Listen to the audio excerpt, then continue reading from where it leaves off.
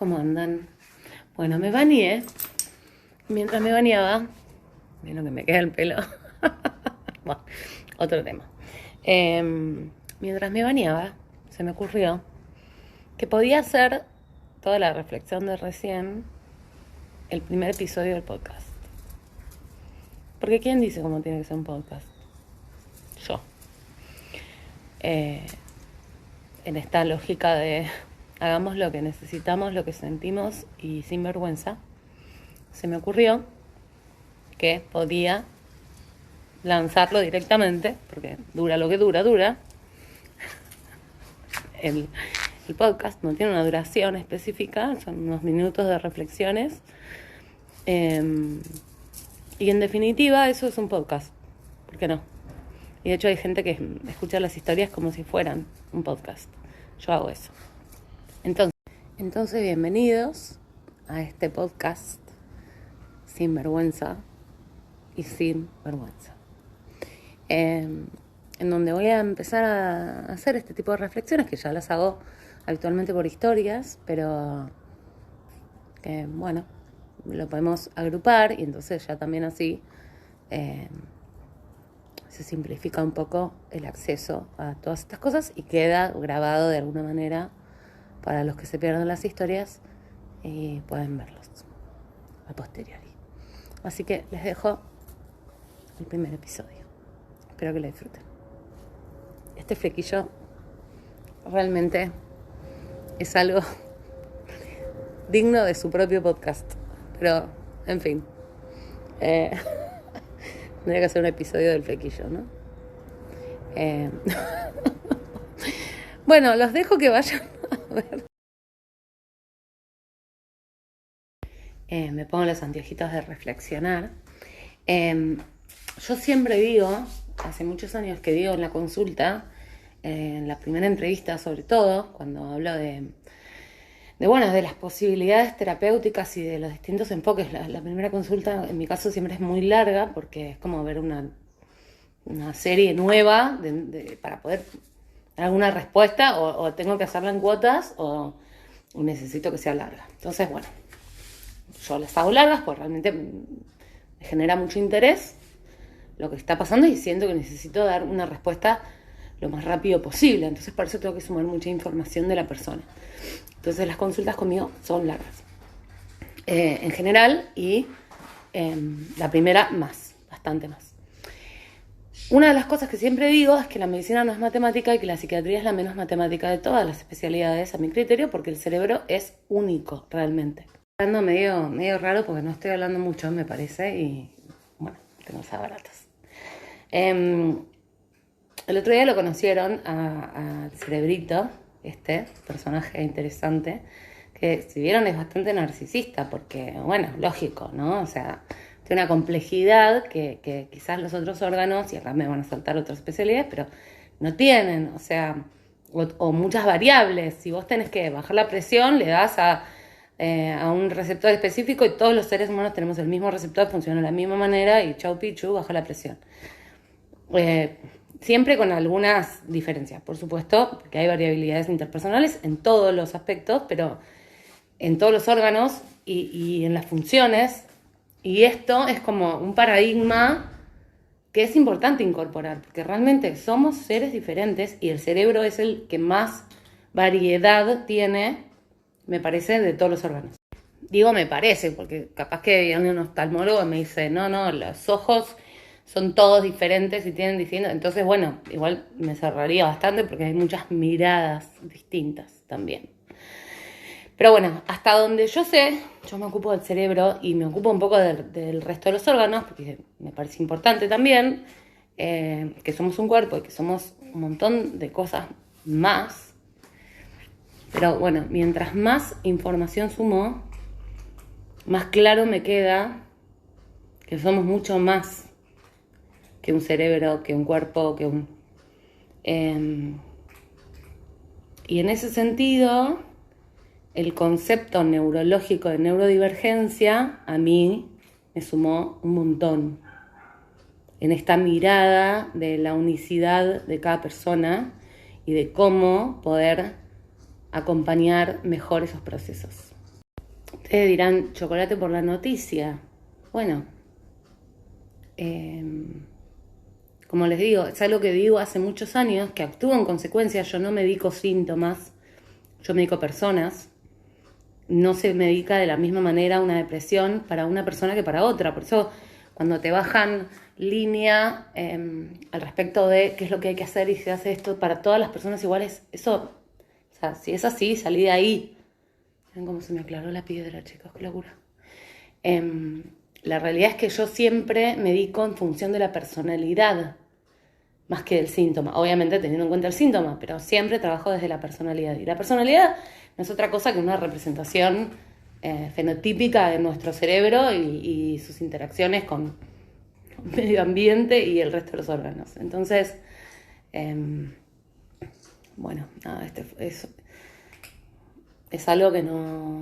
Una sola cosa voy a agregar y tiene que ver con este concepto de la vergüenza que me parece súper importante, porque yo durante muchos años tuve mucha vergüenza, mucha, o sea, me hicieron entrevistas en unos años como cantante. Yo ya era psiquiatra, pero una cosa que repetí no sé cuántas veces la palabra vergüenza en esa entrevista. Literal me da vergüenza cantar, me da vergüenza que la gente me escuchara, me da vergüenza, tipo, creerme, ¿quién te crees vos para estar hablando acá, para decirnos cosas? O sea, era como yo misma, dentro de mi cabeza era como, ¿no? Esta mirada ajena, esta mirada del otro que nos condiciona tantas veces. Y lo mismo con la vergüenza ajena, lo mismo, era como, y llegó un momento de mi vida que fue tipo, basta, literal, soltá, no sos tan importante. O sea, ya está. Y yo no sé si eso tiene que ver con mi neurodivergencia o qué, tipo esto de tener tanta vergüenza o ser tan consciente a veces de que, no sé, de la mirada del otro, no sé, sentirte distinto o lo que sea. Pero me parece que esta bajada de línea social de meternos en cajitas y tener que ser de determinada manera es la base de eso. Es como, y si no sos lo que la sociedad espera de vos, entonces te tiene que dar vergüenza. O sea, no podés mostrar que pensás distinto, que vivís distinto, ¿no?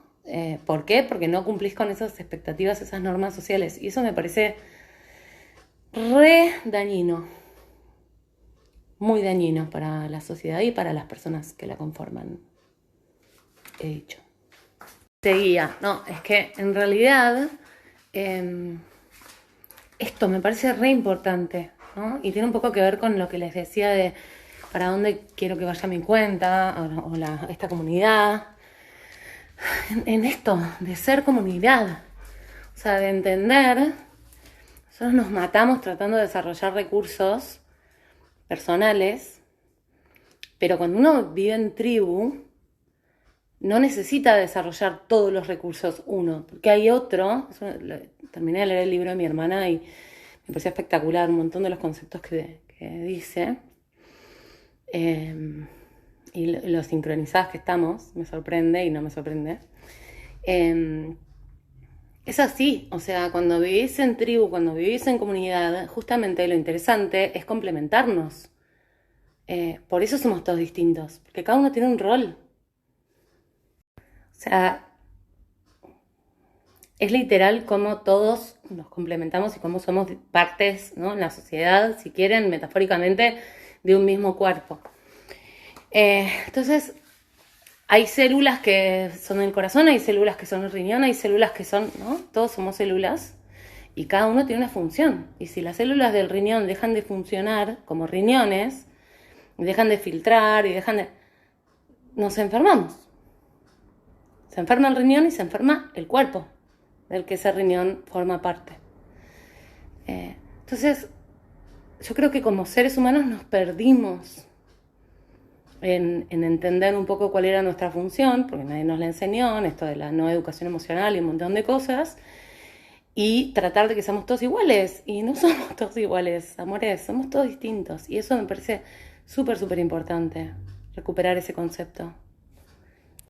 Entonces se vuelve como cada vez más importante estar alineados con nuestra esencia. Y yo sé que suena re falopa todo esto, re místico, re un montón de cosas, pero o sea, la ciencia lo está demostrando. Esto es real, es así. Cuando uno no está alineado con quién es, con su esencia, con su hábitat, porque somos todos diferentes y tenemos capacidades diferentes y necesidades diferentes, entonces tenemos hábitats diferentes. Cuando no estás en un hábitat adecuado a tus necesidades, te enfermas. Pero no me enfermo digo, hablando de psiquiatría, ¿no? O sea, hablando de las enfermedades mentales, más allá de las que puede haber una predisposición, por supuesto, pero estos desbalances tienen mucho que ver con eso. Con esto no te estoy diciendo justamente el que quiere puede y bla, bla, bla. O sea, es esto, si juzgás a un pez por su habilidad para trepar a los árboles, va a pasar toda su vida creyendo que es un idiota. Y no es un idiota, es un pez. Tiene que estar en el agua. Y en el agua va a ser maravilloso. Y el mono, que trepa maravillosamente bien a los árboles, si lo pones en el agua, se va a ahogar. Entonces, tenemos que saber eso. Y es, cagate en todo el mundo y hacé lo que vos quieras. No, o sea, no así, pero un poco sí.